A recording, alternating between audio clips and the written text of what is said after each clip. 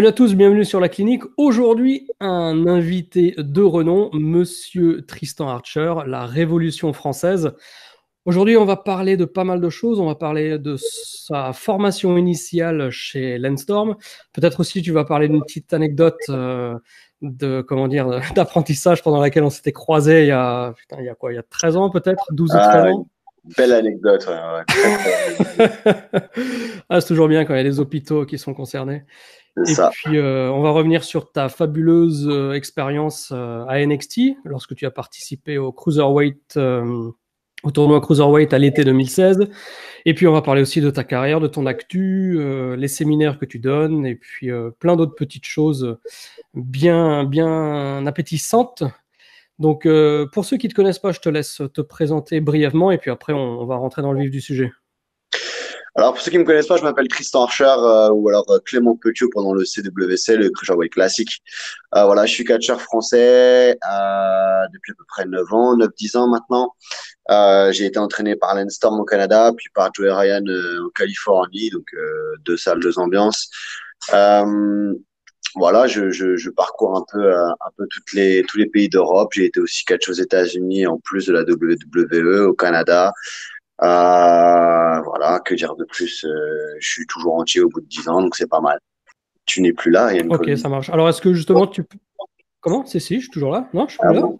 T'avais disparu, t'étais un petit bonhomme vert. Ah d'accord. Ah merde, merde, merde. Non, c'est bon, je suis toujours là, je suis toujours là. Ah, bah, justement, commençons par le commencement. Est-ce que tu peux nous parler de ce qui t'a mis vraiment le pied à l'étrier, c'est-à-dire la formation chez Storm en 2006 ou 2007? 9? Je sais Je plus. crois que c'est 2009, je crois. Je crois que c'est 2009. Ouais, ouais, c'était 2009 parce que là, c'est ma 10e année du coup. Donc, ouais, 2009 chez Landstorm. En fait, voilà, j'ai toujours été bon dans les études, donc je venais de faire un master qui me plaisait pas du tout. Et depuis que je suis tout petit, je voulais faire du catch. Donc, je me suis dit que c'était le moment ou jamais de partir. Donc, après le master, j'ai stoppé mes études, tout simplement. Je me suis mis à travailler à droite, à gauche, dans des usines, fabriquer de la pâte et pour chat, genre de conneries, quoi, les trucs un peu bien casse-pieds, mais qui rapportent un peu d'argent quand même, pour pouvoir partir chez Lenstorm. Parce que j'avais pas envie d'être formé par n'importe qui. Et après avoir vu Tom revenir de chez Lens, je me suis dit que bah, voilà, c'était là-bas qu'il fallait aller puisque c'était Lens qui donnait les cours. Contrairement à d'autres grandes écoles, comme je pense notamment à celle de Shawn Michaels, où il est jamais là, celle de Booker T, où il est jamais là, c'est d'autres personnes qui donnent les cours à la place. Et moi, j'avais envie d'être formé par quelqu'un d'expérience et quelqu'un qui pourrait me donner les retours nécessaires à mon progrès. Donc, Landstorm, c'était la solution 100% idéale. Le mec, il est là de A à Z. S'il est pas là parce qu'il a un booking, il décale, il rajoute des jours de séminaire. Donc, plus pro que lui, je pense qu'on n'a pas.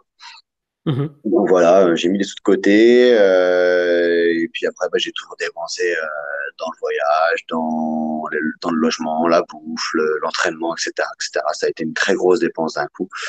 Mais franchement, honnêtement, je pense que je l'aurais pas faite. Je serais pas là où j'en suis aujourd'hui.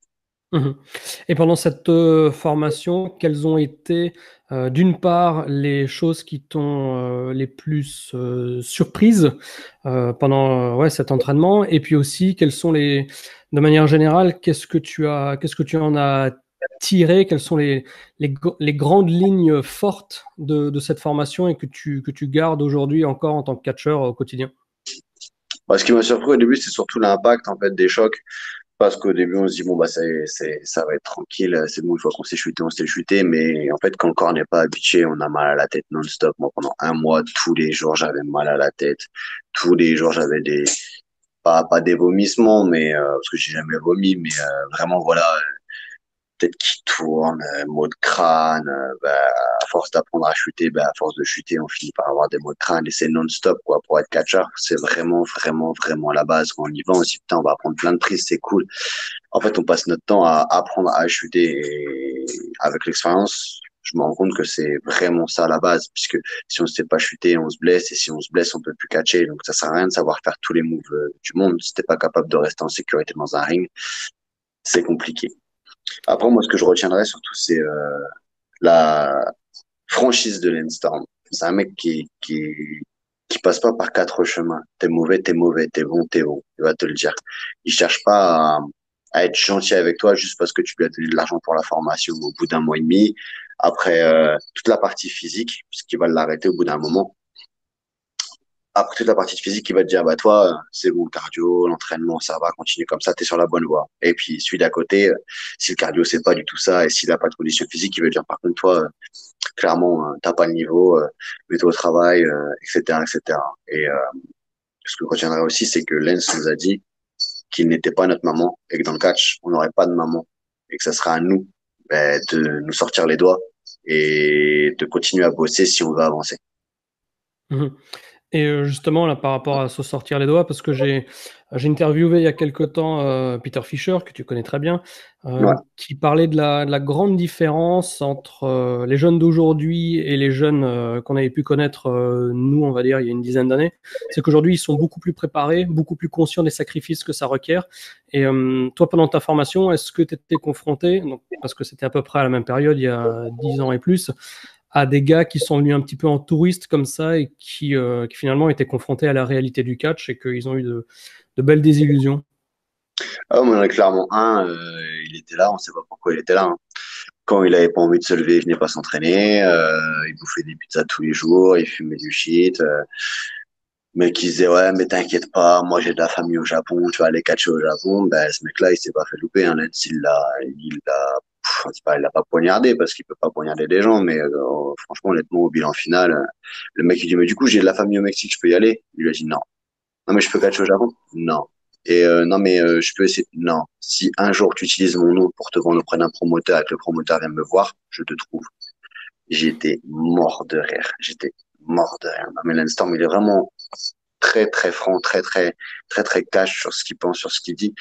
Et du coup, voilà, le mec, clairement, bah, il a jamais rien fait. Il a fait 4 combats. Et je l'ai recroisé en Californie, là, quand j'y étais il y a 2 ans.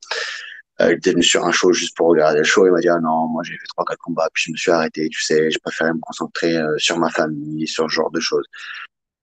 Donc voilà, clairement, c'était l'exemple même du mec qui était pas prêt et qui prenait ça vraiment à la rigolade, quoi. Mhm.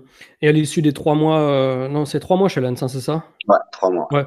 À l'issue des 3 mois, est-ce que tu étais déjà prêt à faire tes débuts pro? Si oui, est-ce que tu les as fait en Europe ou là-bas? Et si tu n'étais pas encore 100% prêt, où est-ce que tu as continué un petit peu ce delta qui te manquait avant de commencer? Alors après, je sais pas, d'après Lens, oui. Après, d'après moi, je pense que je manque encore d'expérience.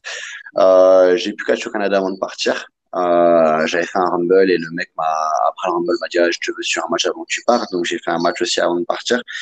Et après, arrivé en France, ça a été un peu compliqué. Je me suis pointé sur 2, 3 shows pour me présenter, tout ça, comme on m'a dit de faire chez Lens. Et ça a abouti à rien. Euh, Tom Larouffa m'avait dit de partir à la WS pour me montrer et tout. Donc j'étais à un tryout WS où j'ai pas été calculé pendant à peu près 2, 3 heures. Puis à la fin, en partant en flèche, m'a dit, eh, viens ici, viens ici. M'a proposé de prendre une école en main pour me donner des dates, etc., etc.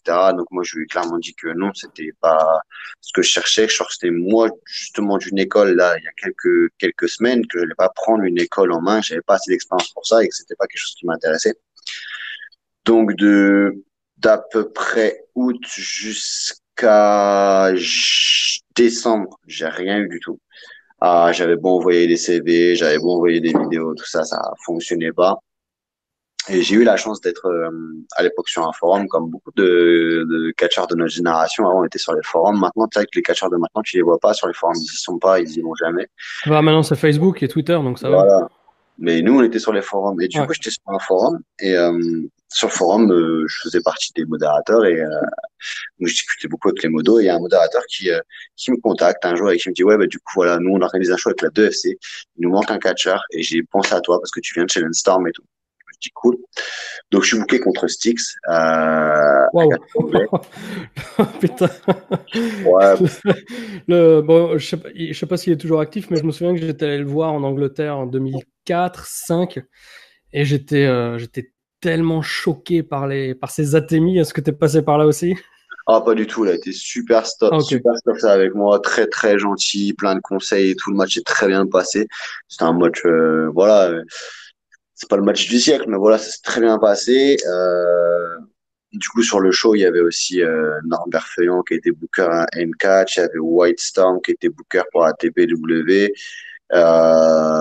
J'ai fait bonne impression et du coup, c'est à partir de là, décembre 2009, bah, que tout a commencé en France. J'ai commencé à récupérer les dates. J'ai beaucoup catché contre White Storm. Et bah, comme j'avais encore un peu de sous et que j'étais encore motivé par la formation et tout, et que je trouvais que j'étais pas encore assez complet, je suis retourné à l'été 2010 en Californie pendant 2 mois pour être entraîné par Joey Ryan, Jesse Hernandez et The Rockness Monster. Alors, je me rappelle plus de leur prénom exact, mais c'est une équipe qui travaillait un petit peu à la PWG à l'époque, à la Ring of Honor, tout ça. Mhm. Et bah justement, alors, parce que nous, on avait bossé ensemble, je me souviens, à la PC en janvier 2010. Ouais, On a aussi bossé ensemble à la TPW, enfin chez Whitestorm en mars, je crois, 2010. ouais. Pendant ces 6 mois en France, qu'est-ce que t'as appris?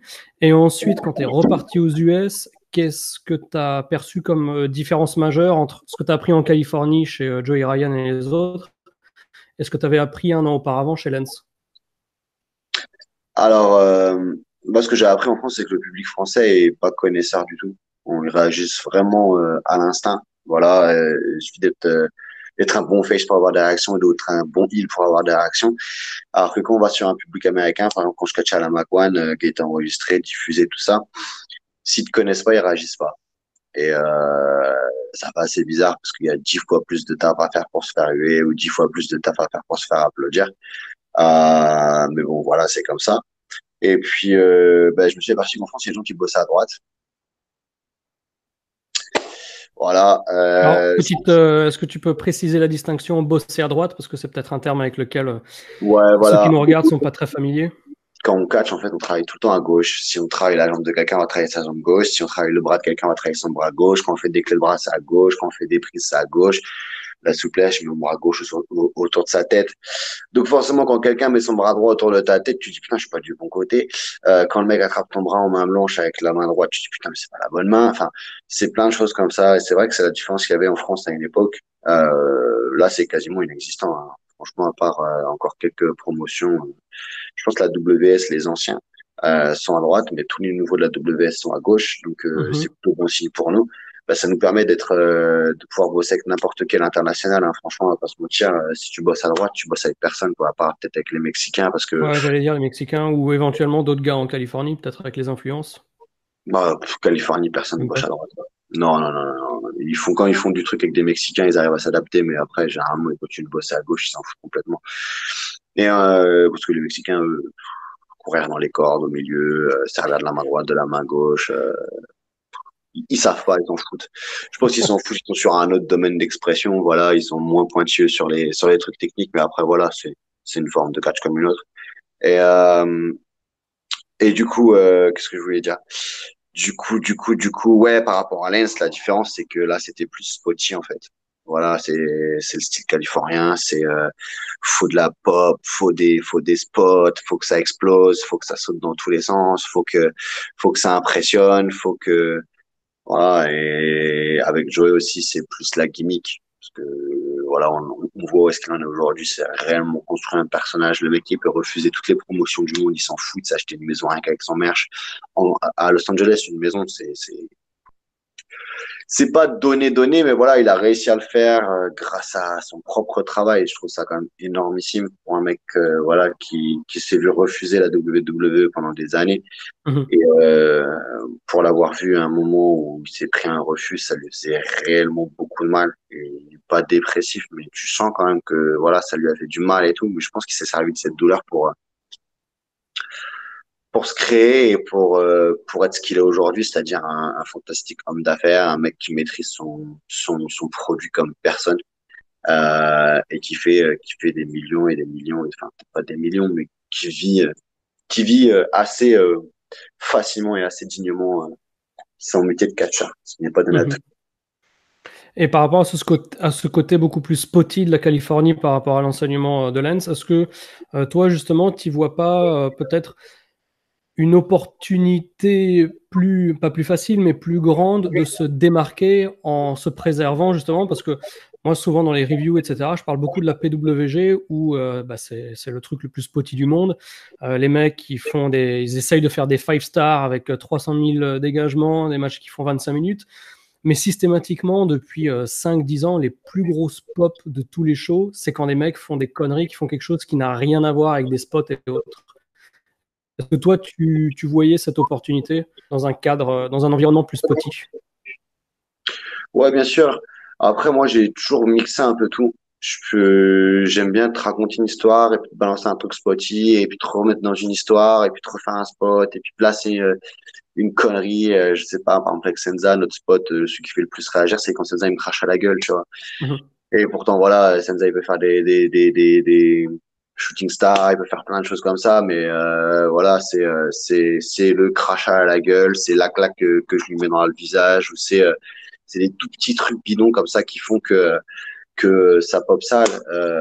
Là, au dernier show, le truc où est-ce qu'il a le plus popé, on s'est resservi de mon spot de victoire de l'année dernière, c'est-à-dire que m'a fait un shooting star, je me suis dégagé, j'ai vendu une blessure, fake blessure. Le staff est arrivé, etc., etc., etc. J'ai profité que ça me soit de dos, je lui ai fait un schoolboy en tenant son slip, 1, 2, 3, première victoire. Et du coup, là, on l'a inversé. Je voulais frapper avec un objet.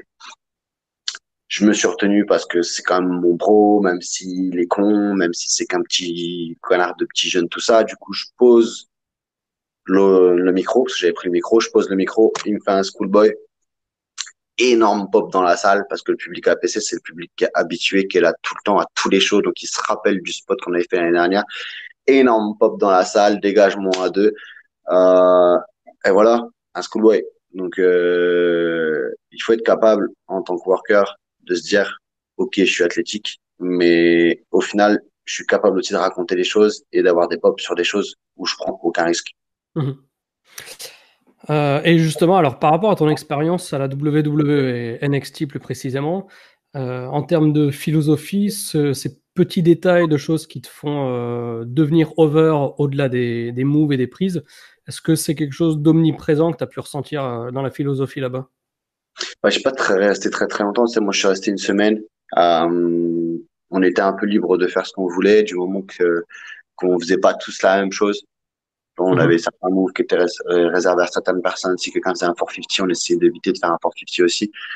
Et Est-ce que vous après, aviez des agents pendant le tournoi ou vous ouais, gériez vos matchs bon, on avait des agents, on leur donnait leurs idées, ils les validaient pas. Voilà, ils étaient pas super directifs. Moi, je sais que je suis passé avec Adam Pierce et on est arrivé avec Cédric Alexander, on lui dit voilà, c'est notre match. Il a dit ah, cool, cool, cool. Après, il y a deux, trois idées, j'étais pas d'accord avec Cédric, on est parti le voir. Par exemple, pour moi, dans ce match, vu le niveau des high flyers qu'il y avait, j'avais clairement pas le niveau. J'aurais pu m'entraîner à faire un moonsault les 3 jours avant le show, puisque je savais le faire avant. J'aurais pu me réentraîner pour le refaire et tout, mais je voyais pas l'intérêt de faire un moonsault si un mec le faisait en double springboard ou si un mec faisait un double moonsault. Enfin, tu vois ce que je veux dire? Ça ne servait à rien pour moi de balancer Mhm. un moonsault. Donc, je suis arrivé en me disant, bah, moi, j'aimerais bien être l'anti-cruiserweight, être le mec qui essaye d'empêcher les cruiserweight de s'envoler, de toujours les ramener au sol, toujours les frapper pour être sûr qu'ils puissent pas s'envoler et tout. Il me dit très bonne idée. Et du coup, sur un spot, on n'était pas d'accord avec Cédric parce qu'il voulait que je compte son finish en faisant un backflip. Mhm. Et moi, je dis, ouais, mais du coup, si moi, je t'empêche de voler, pourquoi moi, je volerais, tu vois? Et je dis, je peux juste prendre ta tête et te faire rouler. Et du coup, Adam Pearce m'a dit, non, c'est vrai que ton idée est bien meilleure parce que du coup, ça va pas du tout à l'encontre de ta gimmick et ça le ramène lui au sol. Donc, ça va complètement dans le sens de ta gimmick et dans le sens de l'histoire du match. Et voilà, après, c'est ça, les petits détails. Tu vois ce que je veux dire? C'est le petit truc qui fait que ça fait plus de sens. Euh, j'ai eu des bons retours du match. Brian Kendrick a juste trouvé ça un peu dommage qu'il n'y ait pas de réel comeback, puisqu'à la fin de son comeback, c'est moi qui prends le dessus et c'est lui qui finit par gagner avec son finish. Après, on n'avait que 5 minutes. Ça a Ouais, super. c'était ma question suivante. Comment est-ce que tu gères une vraie histoire entre guillemets quand t'as que 5 minutes quoi? Ah, ben, Pour montrer ton talent aussi quoi. C'est chaud. c'est très très chaud, c'est très très court. Voilà, moi, le peu de hits que j'ai eu, j'ai essayé de montrer un peu mon explosivité, mon agressivité sur les souplesses, sur pas mal de petites choses, voilà, où je les faisais extrêmement vite, extrêmement de façon snappée, très très explosive. Mais ouais, raconter une histoire en 5 minutes, franchement, honnêtement, c'est super compliqué. En plus, il y a l'arbitre qui vient toutes les minutes, veut dire 4 minutes, 3 minutes, et tu te dis, ah, putain, 2 minutes, et tu te dis déjà 2 minutes, 1 minute, tu te dis, oh. Et bon, je savais que le finish en 1 minute, il passait. Du coup, voilà, on balance le comeback quand il reste plus qu'une minute, et puis on rentre à la maison, quoi. On a dépassé légèrement, je crois. Ils nous ont dit, vous avez fait 5 minutes 30, un truc comme ça, mais on m'a dit, vous inquiétez pas. Franchement, le match Qu'est-ce était que tu tellement veux bien. dire par on rentre à la maison? Ah, on rentre à la maison, ça veut dire envoyer le finish. Ça veut dire que c'est le moment où il faut terminer le match. Des fois, quand vous faites un match très mauvais, il y a un arbitre, s'il a une petite oreillette et que le promoteur il est derrière, il dit oh, rentre à la maison, rentre à la maison. En gros, c'est tellement pourri, c'est balancer le finish. Bon, quand ça se passe bien, tu le balances à la fin de ton match, hein, mais quand ça se passe mal, des fois, on peut te dire rentre à la maison, on dit back home, back home. Ça veut dire bon, bah, retourne dans les vestiaires, envoyer le finish et puis tant pis, désolé pour la fin de votre match, mais c'est tellement nul qu'à un moment donné, il faut couper là, quoi. Est-ce que ça t'est déjà arrivé? Non, jamais, jamais, jamais, jamais. J'ai eu un match qui a été coupé à plein de petits moments contre Rocky Romero pour la Championship Wrestling from Hollywood. Donc c'est CWFH, quelque chose comme ça. Et en fait, c'est nous qui l'avons coupé au fur et à mesure parce que après Shine, en fait, il restait déjà plus que 6 ou 7 minutes. Et comme c'est un format télé, pareil, euh, genre après le comeback, il m'a dit ça en coupe, PM, on est monté directement sur la troisième corde. Enfin, on a coupé plein de petits trucs, mais pas du tout parce que les promoteurs nous l'ont demandé, parce que niveau timing, on aurait largement dépassé. Mhm. Ok. Et donc après, bah, tu es revenu en France et en Europe faire le plus gros de ta carrière. Quelles sont les différences que tu vois aujourd'hui en 2019 et donc aussi à l'époque à partir de 2011 entre la France et le reste de l'Europe? Et est-ce que cette différence a évolué en une dizaine d'années? Et si oui, comment? Alors moi, la grosse évolution que je vois, c'est surtout au niveau des workers, comme Peter te l'a dit tout à l'heure. Il y a un gain de qualité au niveau des workers. Les mecs sont entraînés, les mecs vont à des formations, les mecs, même si là, ça fait 3, 4 ans qu'ils sont dans le truc, ils continuent à venir en formation, ils continuent à poser des questions. Et c'est quelque chose qu'on voyait pas avant, hein. C'était ou alors très rare. Mais voilà, les mecs qui faisaient tous 3 entraînements et puis ça, ils étaient pros. Bon, t'inquiète, hein, il y en a encore qui sont comme ça, hein. Il y en a encore, ils font 4 entraînements et ça y est, ils sont pros. Ils font une formation longue où on les voit un jour sur deux. À la fin de la formation longue, ils sont catcheurs pro. Enfin, Où ils non. ouvrent leur école? Ah putain, ouais, où ils ouvrent leur école. Mais tu vois, enfin, ça se voit encore un peu, mais ça se voit beaucoup moins. Moi, je pense à des mecs comme Johnson, il est parti s'entraîner à la Progress, il revient ici, il continue à apprendre. Je pense à Aigle Blanc, je pense à Christianium. Voilà, enfin, il y a vraiment des gens qui prennent ça très, très sérieusement, qui ont envie de faire ça de façon professionnelle. Et c'est vrai que de ce point de vue-là, ça a énormément évolué. Le public aussi commence à évoluer. Quand je vois les choix à la PC ou à la Westcatch, où c'est vraiment beaucoup de smart, beaucoup, beaucoup, beaucoup de smart, des gens qui font des déplacements, des gens qui font de la route et tout pour venir au show, ça fait des ambiances vraiment très, très particulières, bien différentes des shows euh, grand public où il suffit d'être un très bon face, du faire du bouillet, bouillet pour avoir des réactions. Voilà, c'est deux publics différents, donc je trouve ça aussi une vraie évolution parce que pour avoir travaillé à la PC il y a une dizaine d'années, c'était pas du tout le même public. C'était des gens qui étaient là autour de Nanterre et qui venaient quoi et qui profitaient un petit après-midi en famille. Maintenant, la salle est remplie et les gens qui viennent profiter d'un après-midi en famille, ils sont très peu nombreux, hein. Les places elles sont réservées bien en avance. Les gens font du covoiturage. Enfin, c'est quand même une sacrée évolution. Et niveau public, justement, toi, par rapport au taf que tu dois produire dans le ring, est-ce que ça tend à se rapprocher un petit peu de ce que tu avais vécu aux US il y a 10 ans, ou il faut que ce soit plus spotty et qu'il faut taffer 10 fois plus pour obtenir des réactions? En ce moment, ce qui fait réagir, c'est les claques, hein. T'as même pas besoin de faire des gros spots, hein. Tu mets une grosse claque, les gens ils font wow, ouais. Tu claques ta cuisse sur un super kick comme un psychopathe, t'as un bleu pendant 3 jours, les gens ils font ouais. Enfin, moi je fais pas de super kick, mais c'est ça l'idée en ce moment. Walter, s'il est populaire, c'est juste parce qu'il met des grosses claques, tu vois. Bon, il est grand et gros, ça aide aussi. Mais voilà, son catch, ça se résume à no sell des chops. Et puis au bout d'un moment, il finit par mettre la grosse chop et les gens ils font waouh. Et en gros, le catch actuel en ce moment, c'est beaucoup ça, quoi. Je prends l'exemple de Dan Mahoney, un anglais. qui catchait super technique. Enfin, pas super technique, mais qui catchait, tu sais, très correctement, très propre techniquement, capable de faire des brawls et tout. Sa carrière, elle décollait pas de ouf. Et là, sa gimmick, c'est de no-sell des chops et de mettre des millions de chops à la mexicaine sur le gars dans le coin, ou alors de mettre des énormes chops ou de mettre des énormes claques. Et du coup, depuis, tout le monde dit, ouais, c'est un tueur, c'est le nouveau mec en Angleterre, etc., etc., etc. Donc ouais, vraiment, en ce moment, la tendance, c'est ça. Il y a quelques années, c'était d'être capable de faire des millions de flips. Voilà, c'est des tendances.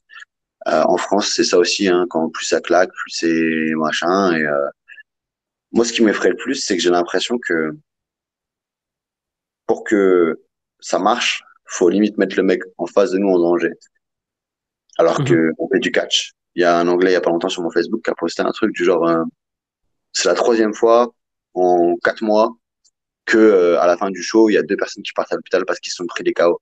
Et moi, ça fait 10 ans que je suis dans le métier, c'est la première année où je vois ça. Autant, et etc., etc. Et il y a plein de workers en tout cas qui ont répondu la même chose, quoi. Ils ont dit ouais, c'est hallucinant. Les mecs, ils oublient que c'est du catch et parce que les fans pop sur des trucs hyper dangereux ou sur des coups hyper forts ou des trucs comme ça se permettent de le faire, mais ça c'est plus du catch tout ça. Et c'est vraiment un constat actuel là qui est un peu effrayant en France. Ça va, on le voit pas trop, mais c'est vrai qu'en Angleterre et puis en Allemagne, ça commence à taper dur parfois et je trouve ça dommage parce que du coup, si tu veux taper dur, fais du MMA. Parce que finalement, moi, si tu me tapes dur alors que je t'attends comme ça, comme un abruti pour que tu mettes un coup d'elbow et que ben, tu me le mets comme un psychopathe, je vois pas trop l'intérêt. Sinon, je me serais défendu, en fait. Est-ce que tu penses que ça peut être dû à la popularité grandissante internationale de la New Japan, où on voit des mecs qui font des trucs de tarés, sauf que eux, c'est des robots, et puis les mecs qui sont dans le ring en Europe le sont pas parce qu'ils sont pas du tout entraînés de la même manière.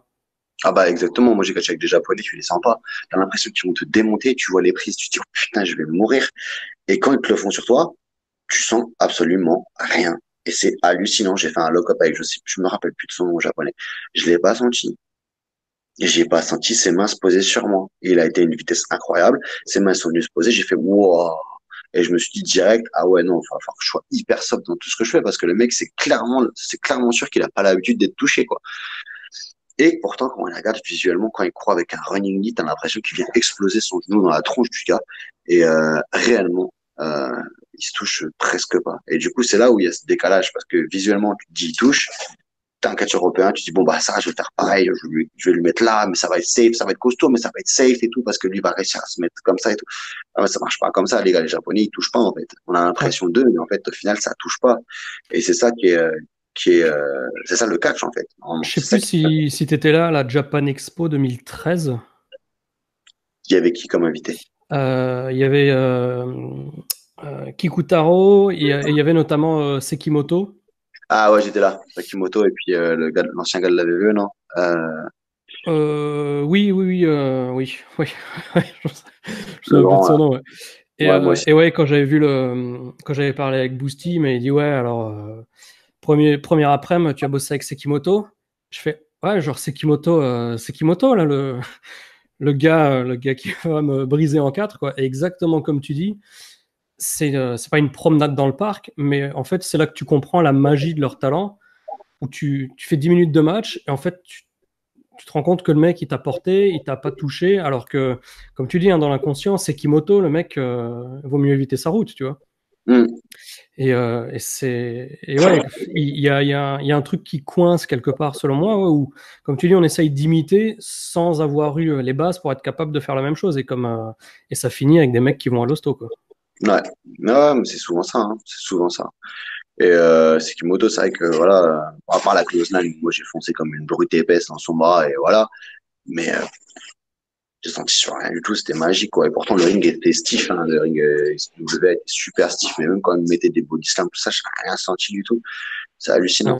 C'est vraiment Et alors maintenant, par rapport à ton actu plus actuel, on va dire, qu'est-ce qui t'attend sur 2019, qu'est-ce qui t'attend sur 2020, sur ce qui est déjà prévu, et quels sont tes projets, les choses que tu aimerais atteindre, que ce soit retour aux US ou te développer plus en Europe?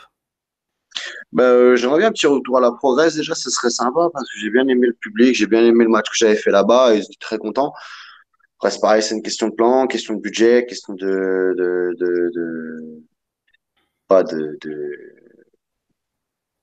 d'amitié, mais ça aide aussi d'avoir des gens qui t'aiment bien là-bas. Et puis bah, là, pour la fin de l'année, déjà, je suis booké quasiment tous les week-ends jusqu'à fin 2019. Je continue d'aller beaucoup en Allemagne. Je dois faire un séminaire en Italie fin mi-décembre, fin décembre. Quoi d'autre? Non, des dates en Allemagne, des dates en France, pas de date en Angleterre. Euh, En Hollande, j'y retourne enfin. Ça faisait un petit moment que j'y avais pas été. Belgique. Euh, voilà. Après, moi, je laisse beaucoup les choses arriver. Je Mhm. contacte, je contacte très, très, très, très peu les promoteurs. Je pense que ça a toujours été mon défaut. Je sais pas très bien me vendre en fait. Je sais pas comment contacter les gens. Je sais pas si on leur dit hey, salut, ça va, ou si on envoie un email, ou si s'il faut demander à quelqu'un de parler de nous. Enfin, c'est pas le genre de truc que je fais. Généralement, bah, voilà, j'attends que ça arrive et quand ça arrive, on discute. Et puis bon, pour l'instant, ça va, ça a porté ses fruits. J'aurais peut-être pu aller un peu plus loin si j'avais fait ce vrai travail de démarchage, ce vrai travail de publicité sur les réseaux. Senza est super fort pour ça. Hamza est super fort pour se mettre en avant sur les réseaux, toujours à poster 8 fois par jour, reliker les trucs qu'il a postés il y a 3 ans pour que ça remonte, que ça récupère du like, etc., etc., etc. C'est comme ça que ça marche maintenant de manière. C'est une société actuelle qui est vachement le social media, donc c'est comme ça que ça fonctionne. Après là, je vais avoir 3 semaines de repos pour essayer de passer tous les examens que j'ai à passer, parce que j'ai pas mal de petits problèmes de santé qui m'empêchent pas de catcher, mais voilà, qui sont chiants. J'ai des fourmis, là, par exemple, de là jusque là, et dans les trois doigts qui sont ici, des deux côtés. Et ça fait 6 mois qu'on essaie de trouver ce que c'est, on sait toujours pas ce que c'est. Euh, j'ai peut-être certainement le tympan percé de mon match contre Semza, il m'a mis une claque, ici j'entends rien du tout. Mais comme j'ai le stage ECA à Annecy et qu'il n'y avait pas de place là-bas, j'ai dû attendre de revenir ici. Donc j'ai pris un rendez-vous pour cet après-midi. J'ai toujours des problèmes à la nuque. Donc du coup là, pendant les 3 semaines qui arrivent, je vais essayer de passer le maximum d'examens pour essayer de faire avancer les choses. Parce que le but du jeu, c'est quand même d'être en bonne santé quand j'arrêterai ma carrière. Et j'ai pas envie de me retrouver à boiter, j'ai pas envie de me retrouver à être en fauteuil, j'ai pas envie de plus être capable de me servir de mes mains, etc., etc., etc. J'ai quand même envie de pouvoir continuer de vivre entre guillemets normalement après ma période catch. Et puis je veux aussi rester en bonne santé parce qu'on sait jamais les opportunités qui peuvent arriver. Voilà, moi les derniers contacts que j'ai eu avec Rigal, c'était tout est positif pour toi, on attend le bon moment, tout ça. Ça fait un petit moment qu'il attend le bon moment, donc voilà, on sait jamais, c'est la WWE, c'est comme ça, hein. Je fais mes tryouts, on m'a dit tu feras partie de la famille WWE un jour, mais pour l'instant on a trop de Français à la WWE, je fais ok, pas de souci. On me contacte peut-être un an après parce que j'avais pas de nouvelles du tout et je renvoie jamais de mail, moi. Et on me recontacte, me dit est-ce que tu peux faire moins de 93 kilos pour juin? On était en janvier, je dis ouais, ouais, pas de souci. Pas de réponse à mon mail pendant 3 4 mois. Bon, c'est sûr que tu peux l'être. Je dis oui. Et ça y est, ils me disent bon, ok, tu fais ça, ça, ça, et c'était à 2 mois du Cruiserweight classique, quoi. Donc c'est la WWE, ils t'appellent quand ils ont besoin. Si un jour le marché français les réintéresse, peut-être qu'ils rappelleront des Français. Pour l'instant, voilà, le marché français c'est pas trop ça. S'ils font un NXT Europe, peut-être qu'ils auront besoin de Français aussi. Tout est une question d'opportunité. Il y a des gens qui demandent, ouais, mais la AEW, bah, frérot, moi, j'ai pas les contacts, j'envoie pas des mails comme ça. Les gens, je les connais pas, je sais pas qui c'est. S'ils veulent, s'ils sont intéressés par des Français, ils sauront me contacter, je pense. Ou s'ils sont intéressés par d'autres Français, ils sont aussi capables de les contacter. Voilà, j'ai pas ce côté, il faut que j'envoie un mail, il faut que je me fasse voir, il faudrait que je l'ai ce côté, mais je sais pas si c'est une pudeur que j'ai. Ça t'empêche pas d'être booké tous les week-ends toute l'année. Ouais, non, ça m'empêche pas parce que du coup, c'est le bouche à oreille qui fonctionne entre promoteurs. C'est les gens qui viennent à un show qui me voient bosser, qui disent ah ouais non lui je le veux sur mon show et tout. En Allemagne, ça marche très bien pour moi. Même si je bosse pas à la WXW, je fais toutes les autres dates et je suis mieux payé qu'à la WXW, beaucoup mieux. Donc honnêtement, je m'en fous un peu. Enfin, c'est pas que je m'en fous un peu. La WXW c'est bien, il y a beaucoup de visibilité. Euh, t'as beaucoup de chances de pouvoir catcher contre des mecs qui ont quand même une renommée internationale et tout. Mais enfin, moi, je suis bien traité dans les promotions d'Allemagne où je vais. Généralement, ils me ramènent aussi des étrangers. Donc, du coup, je suis toujours aussi bien servi que si j'étais à la WXW avec un salaire qui correspond à la prise de risque que l'on fait dans le ring. Parce que pour moi, un salaire qui est en dessous des 100 euros pour ce qu'on fait, je trouve ça inadmissible. Mhm. Honnêtement, oui, Je partage ton avis. chuter sur la tête, chuter sur la nuque, chuter à l'extérieur du ring, faire un dive, etc., etc., etc. Tu fais 15 minutes où ton corps, il prend des coups, il prend des chocs et tout. Le mec dit, tiens, c'est 50 euros. Non, c'est pas 50 euros. Non. Et malheureusement, dans beaucoup de structures, dans beaucoup de grandes structures, vraiment, en plus des grosses structures, celles qui ramènent vraiment énormément d'argent, ils disent ça, quoi. Ouais, mais t'as qu'à vendre du merch, parce que du coup, quand tu vends du merch, tu rentabilises. D'accord, bah, produis mon merch, en fait, parce que du coup, vu que tu me payes que 50 euros par combat, bah, moi, je peux pas acheter de merch. Donc, si je peux pas acheter de merch, je peux pas vendre de merch, donc je peux pas gagner d'argent. Mais si tu me produis mon merch et que tu me payes 50 euros par combat, peut-être qu'on peut avoir un deal. Enfin, voilà, faut réfléchir à des trucs comme ça, et c'est pour ça que j'ai rejoint le mouvement indépendant de David Starr. Je sais pas si tu as vu un peu sur les réseaux. Ah non, ça me dit rien du tout, ça. Ah, Tu peux nous en parler un petit peu ouais, plus? ouais, si je veux, c'est bien d'en parler parce qu'en fait, c'est un mouvement qui a été créé par David Starr en Angleterre. Bon, c'est un catcheur US, hein, mais maintenant il vit en Mhm. Angleterre avec sa femme. Et c'est un mouvement en fait pour défendre les droits des catcheurs. C'est-à-dire que là, il a créé un t-shirt With the Independent et tout l'argent récolté euh, est mis dans une caisse commune, je sais pas comment on peut appeler ça, mais voilà, en fait, qui paye des frais hospitaliers pour des catcheurs blessés plutôt que de faire des We Found Gao ou je sais pas quoi, les trucs où, tu sais, où tu récupères de l'argent quand t'es Ouais, blessé, tu peux pas de financements l'argent. participatifs. Voilà, les financements participatifs. Tu peux aussi avoir accès à des avocats qui peuvent étudier tous les contrats que tu vas recevoir de grandes promotions, etc., etc., pour défendre tes droits justement par rapport à ça, parce qu'ils trouvent ça pas normal, par exemple, qu'à la WWE, t'aies pas d'assurance maladie, alors que bon, bah voilà, tu bosses pour eux, mais dans leur contrat, t'es worker indépendant, mais si tu Ouais, c'est bosses ailleurs, ça. bah, tu perds ton contrat, enfin, c'est plein de choses comme ça. Et du coup, c'est un mouvement que je trouve vraiment très bien, parce que ça regroupe des gens qui sont sous contrat et des gens qui sont pas sous contrat, et c'est que dans un sens, tu vois, il est dans l'uniformation des payes aussi, parce qu'il trouve pas ça normal de toucher 20 livres alors que tu prends une German souplesse sur une chaise. Euh, voilà, c'est un mouvement voilà qui prend de l'ampleur. Il y a beaucoup de workers qui le suivent, beaucoup de workers de la Progress, par exemple, beaucoup de workers de la OTT, etc., etc., etc. Il y a vraiment énormément de personnes qui le suivent et je trouve ça assez cool. Il y a Cody Hall, par exemple, le fils de Scott Hall, qui suit le mouvement, enfin, qui a le t-shirt, qui suit le mouvement, qui fait de la pub pour ça et tout. Donc, vraiment, il y a Joey Ryan, il y a plein de monde. Et je trouve que si ça fonctionne réellement, parce que il fait ça vraiment très, très bien, il a une réunion une fois par semaine avec je sais plus quel truc en Angleterre, qui sont spécialisés là-dedans. Et voilà, si ça aboutit, si le projet aboutit et si tout le monde reste uni autour de ce projet, ça peut être une énorme avancée pour les catcheurs. Pour l'instant en Angleterre, personnellement, moi je m'en fous. J'ai la sécurité sociale en France, je me blesse, je suis couvert de A à Z Mm. et c'est un peu mentir de dire ouais, mais ouais, c'est vrai que c'est la galère et tout.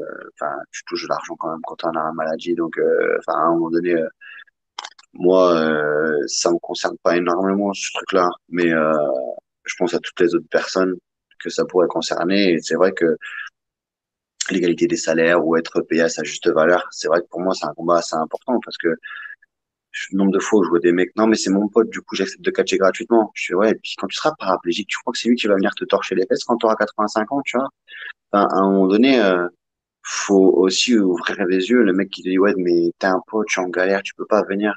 Ben non, c'est pas un pote. Moi, mon pote, il ouvre une salle de musculation, il me dit, vas-y, c'est bon, tu viens gratuitement. Ben non, frérot, pendant un an ou deux, je te paye mon abonnement, et puis si ça fonctionne bien, effectivement, au bout de 2 ans, si tu vois que ça roule, que financièrement, t'as réussi à engranger de l'argent, que t'es très, très large et tout, vas-y, au moment de me réabonner, tu me dis c'est gratuit, ben, si ça va, je rends gratuit. Si ça va pas, je continue à payer, tu vois. C'est ça, être des amis. Mm. Là, j'ai un pote qui est tatoueur, il me dit, ah, poto, vas-y, viens, machin, et trucs. Il me dit, c'est combien? Il me dit, non, pour toi, c'est ça. Je dis, non, mais en vrai, c'est combien, tu vois? Tu viens d'ouvrir ta boutique, bah, ce tatouage-là, je vais le payer au vrai prix, tu vois, parce que tu viens de l'ouvrir, ça fait un mois, faut que tu payes ton loyer, faut que tu payes tes charges, faut que tu payes ci, faut que tu payes ça. Vas-y, celui-là, on se le fait normal, et après, on verra, tu vois. Et Et pour moi, c'est une forme de respect. Tu peux pas dire à un gars, viens bosser pour moi gratuitement, t'es mon pote et tout, fais 3 matchs dans la journée, c'est le pari mon gars, fais 3 matchs dans la journée, s'il te plaît, j'ai besoin de toi, machin truc. Et puis en plus, au final, tu te fais jobber par tous les mecs dans ce roster. Enfin, à un moment donné, voilà quoi. De bien belles paroles sages aussi. Avant, tu parlais de rester en bon état quand tu vas finir ta carrière, etc. Comment est-ce que tu vois, et on va finir l'interview là-dessus, comment est-ce que tu vois ton futur dans le ring? Est-ce que tu te vois pendant encore 5 ans, 10 ans, 20 ans? Voilà. Même si on ne peut pas vraiment prédire l'avenir parce que le monde bouge si vite, mais qu'est-ce que tu vois pour toi? Qu'est-ce que tu aimerais voir pour toi d'ici la fin de ta carrière? Moi, si je reste dans l'indie européen comme ça, là, 6 ans, peut-être encore, j'aurai 40 ans, ce sera bien d'arrêter à ce moment-là. Je pense qu'après, après, je pourrais plus produire ce que j'aime in-ring. C'est-à-dire, j'aime être capable de raconter une histoire, mais j'aime être aussi capable de faire des trucs plutôt athlétiques et tout, toujours essayer de renouveler ce que je fais et tout. Donc, je pense qu'après 40 ans, ça sera compliqué. Et puis, euh, et puis si je suis signé par une belle et grosse promotion, peu importe laquelle, je suis ouvert à toutes les propositions. Peut-être plus, parce que du coup, bah, ce sera pas les mêmes conditions de vie, ce sera pas le même salaire, ce sera pas le même travail, ce sera pas la même reconnaissance, ce sera pas la même visibilité à travers le monde, ce sera un autre mode de vie. Voilà, je prendrai pas ma voiture pendant 8 heures pour aller au show, le mec il va me payer le billet d'avion et tout. Donc voilà, les deux options, c'est 40 ans si c'est de l'indie, plus si c'est autre chose. Après, peut-être me passer derrière. Je suis en train d'essayer de voir pour avoir un ring ici sur Amiens, ouvrir mon école, faire des cours et tout. Et puis, peut-être ouvrir ma propre promotion. Mais j'ai pas envie de faire un truc qui soit pas qualitatif. J'ai Mhm. envie d'avoir un truc qualitatif avec un vrai décor derrière, un peu comme la PC, mais mobile. Parce que la PC, ils ont un vrai cadre. Là, ils investissent dans plein de petites choses. Ils vont faire une belle entrée. Ils ont déjà fait un caisson régie et tout. Enfin, ils sont vraiment en train d'essayer de peaufiner leur produit pour que ce soit un produit qui puisse plaire à l'étranger et tout. Et moi, le but du jeu, c'est de faire un produit un peu dans le même genre, mais qui soit mobile. C'est-à-dire que quand j'arrive sur un show que je produis ou un show que j'ai vendu, qu'il y ait un écran géant, qu'il y ait du son, de quoi faire des belles entrées et tout. Parce que personnellement, moi, même si je deviens promoteur, j'aurais pas besoin de l'argent du catch pour vivre. J'ai toujours mon métier à côté, je suis prof des écoles. Donc, voilà, l'argent que je gagnerai sur les choses, je le mettrai pas dans ma poche, j'investirai dans le produit et ce sera ça le but du jeu, c'est d'investir, investir, investir, investir. Et à un moment donné, le truc, ça s'auto-produit en fait. J'ai Mhm. plus besoin d'investir et tout l'argent qui rentre, c'est de l'argent que je peux investir dans du merch de la promotion ou faire venir d'autres workers, d'autres promotions à l'étranger pour aider à former les nouveaux. Enfin, moi, il y a aucun but, comment dire, lucratif de ma part. J'aurais aucune envie de faire de l'argent. Si je travaille sur le show, je me donne ma paye, mais point, tu vois. Mhm. J'ai pas ce souci de me dire, putain, à la fin du mois, il faut que j'ai vendu un show parce que sinon, je vais pas pouvoir manger, tu vois. Ouais. À la fin du mois, j'ai ma paye de prof des écoles, j'ai mes 2000 euros qui rentrent. Bah, le reste, quand je catch, c'est du bonus. Après, je m'en fous, tu vois. Même si j'arrête de catcher, je continuerai à vivre correctement, tu vois. Et ça sera un peu ça avec la promotion que j'aimerais créer, tu vois, c'est de pouvoir permettre bah, aux jeunes workers français de bosser dans des vraies conditions, d'avoir des vraies images, de pouvoir développer leur carrière. Parce qu'à partir du moment où tu as des bonnes images, que tu arrives à faire des beaux best-of de toi, que tu recatches dans des endroits de qualité, sur un ring de qualité, avec des entrées de qualité, des machines de qualité et tout, les gens, quand ils te regardent en vidéo, ils disent, putain, lui, c'est un pro, tu vois.